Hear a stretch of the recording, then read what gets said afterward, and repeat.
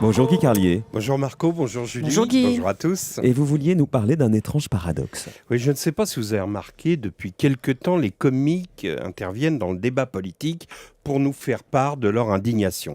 Ces jours-ci, Patrick Sébastien, Jean-Marie Bigard et Éric Cantona, qui n'est pas le moins comique des trois, se sont exprimés avec véhémence. Tous les trois affirment représenter la France d'en bas, les humbles, les sans grades de province, spoliés par des élites parisiennes qui s'en mettent plein les poches. Par exemple, Éric Cantona invite tous les citoyens à vider leur compte bancaire le 7 décembre prochain. Selon lui, c'est le seul moyen de faire tomber le système. S'il y a 20 millions de gens qui retirent leur argent des banques, dit-il, le système s'écroule et la révolution se fait sans armes à la Spaggiari. On imagine que le 7 décembre, les gens feront la queue devant les distributeurs de billets au guichet des banques de quartier pour retirer leurs économies en liquide. Enfin, les pauvres feront la queue. Parce que le fric des gens comme Éric Cantona, pensez bien qu'il n'est pas à la caisse d'épargne. Il est ailleurs, peut-être au Luxembourg, aux îles Caïmans, ou sous forme d'immeuble à Marseille. Si ce n'est pas le cas, moi je veux absolument voir les images d'Éric Cantona le 7 décembre, allant vider ses comptes à la banque et ressortant avec ses valises de billets. Non, ce jour-là, le système bancaire ne s'effondrera pas, tout simplement parce que des gens comme Cantona ou Mamie Bettencourt ne vont pas aller chercher leur argent à la banque. En revanche, le 7 décembre, à leur sortie des banques de Saint-Denis, de Clichy, d'Argenteuil ou d'ailleurs, les pauvres qui repartiront avec des mallettes contenant leurs économies se préparent de grands moments de solitude.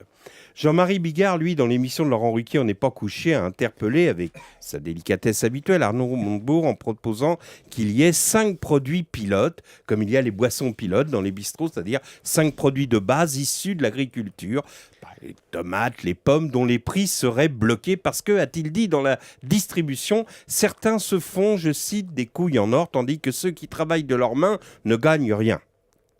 Il a raison, Bigard, et c'est vrai que pour prendre un exemple au hasard, lorsque lui, Jean-Marie Bigard, se produit en tournée, il n'emploie jamais de techniciens intermittents du spectacle qui gagnent une misère, puis qui vont ensuite pointer au chômage, tandis que Bigard se prend 40 000 € par gala.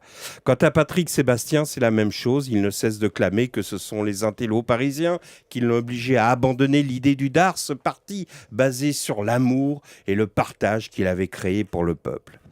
Je pensais à ces 3 clowns en voyant hier soir au JT de Claire Chazal un reportage sur les Restos du Cœur, car aujourd'hui démarre la 26e campagne. Et oui, on dit campagne, un terme guerrier, mais des campagnes sans victoire, parce que ça fait 26 ans que ça dure. Et en voyant ça, je me disais qu'il n'y avait pas que sur le plan de l'humour qu'on n'a pas remplacé Coluche. Et pourtant, même s'il est vrai que Bigard et Sébastien font leur promo avec leurs indignations populistes et leurs bons sentiments, même si on sait bien que Cantona ne cherche qu'à faire briller son image, une petite voix, au fond de nous murmure « et pourquoi pas ?»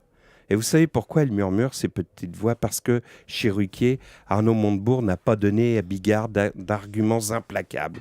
Par exemple, sur les produits pilotes, il a balbutié de vagues inconvénients sans être très précis. Alors, si les propos politiques des clowns touchent le peuple, c'est que les politiques jouent aux clowns.